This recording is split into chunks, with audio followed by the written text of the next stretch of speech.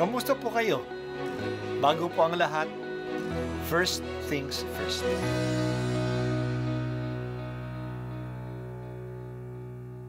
Good morning po. Sinisimulan po natin ngayon ang first things first. At dito po, tinatalakay natin sa unang bahagi ng umaga natin ay ang first readings na binabasa po sa banal na misa. Ito pong tinatalakay natin kasi madalas po kasi marami na tayong alam tungkol sa gospel readings. Pero konti po ang nagsasalita sa first readings. Pero ang first readings, bahagi din po yan ng Biblia, ng banal na kasulatan. Kaya susubaybayan po natin ang mga first readings, basahin po natin at kuminsan kailangan ng basahin ng 2 o 3 beses bago maintindihan kasi hindi po tayo familiar sa mga istorya at sa mga kaisipan na tinatalakay dito. Ang pagbasa mula sa aklat ng Levitiko, sinabi ng Panginoon kay Moises, "Sabihin mo sa buong kapulungan ng Israel, magpakabanal kayo sapagkat akong Panginoon ay banal. Huwag kayong magnanakaw, manlilinlang o magsisinungaling. Huwag din kayong manunumpa sa aking pangalan ng walang katotohanan, pagkat iyon ay paglapastangan sa ngalan ko. Ako ang Panginoon. Huwag ninyong dadayain o pagnanakawan ng inyong kapwa. Huwag ninyong ipagpapaliban ang pagbabayad sa inyong pinapagtrabaho. Huwag ninyong aapihin ang mga bingi at lalagyan ng katitisuran ang daraanan ng mga bulag. Matakot kayo sa Diyos. Ako ang Panginoon. Huwag kayong hahatol ng walang katarungan upang pagbigyan ng mahirap o suyuin ang mayayaman. Huwag ninyong ipamamalita ang kasiraang puri ng inyong kapwa. May sasaksi laban sa inyong kapwa upang ipahamak lamang siya. Ako ang Panginoon. Huwag kang magtatanim ng galit sa iyong kapwa. Sa halip, pangangaralan mo siya. Sa gayon, hindi ka magkakasala dahil sa kanya. Huwag kang maghihiganti o magtatanim ng galit sa iyong mga kasamahan.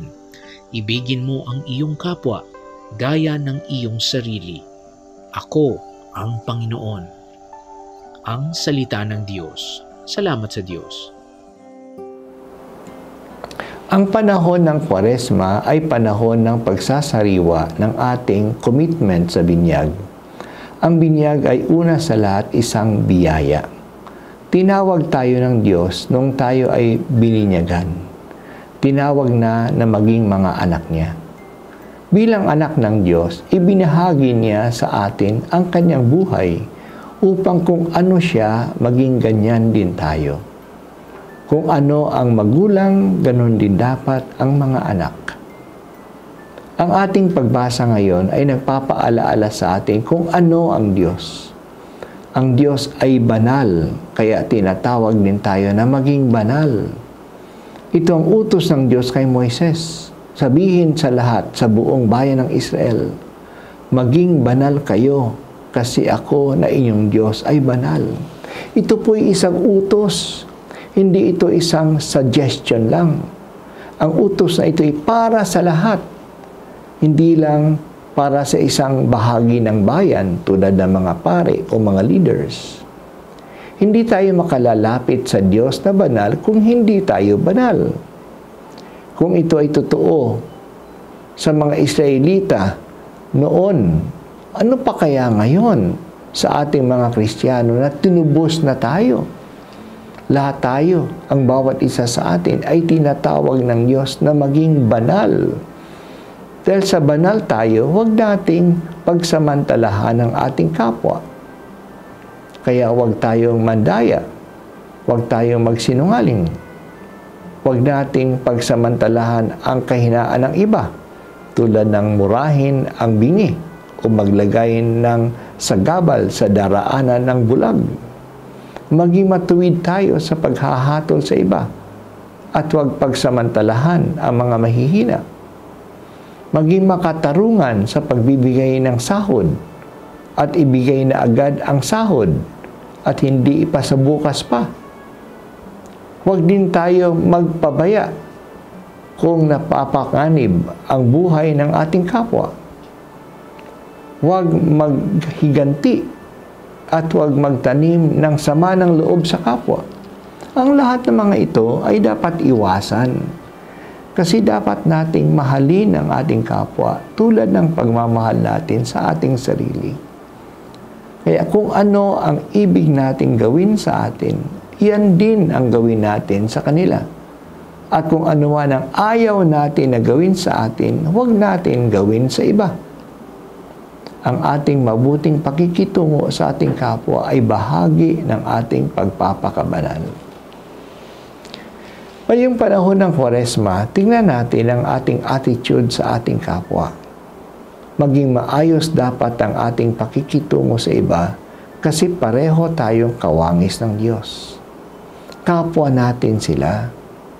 Mas lalong mahigpit ang mga utos na ito kung ang kapwa natin ay kapatid pa natin. Yan ay totoo sa ating relationship, sa ating kapwa binyagan. Magkapatid tayo kay Kristo. Kaya dapat mas maayos ang ating pakikitungo sa kapwa Kristiyano. Huwag natin silang pagsamantalahan at mas maging mabait tayo sa kanila.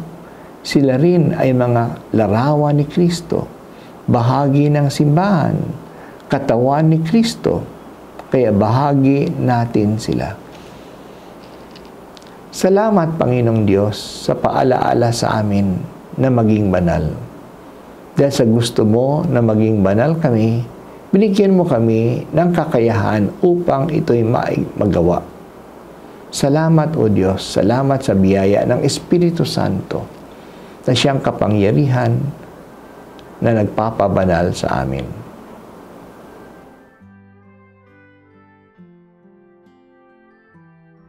At ako po ay si Bishop Broderick Pabilio dito sa First Things First.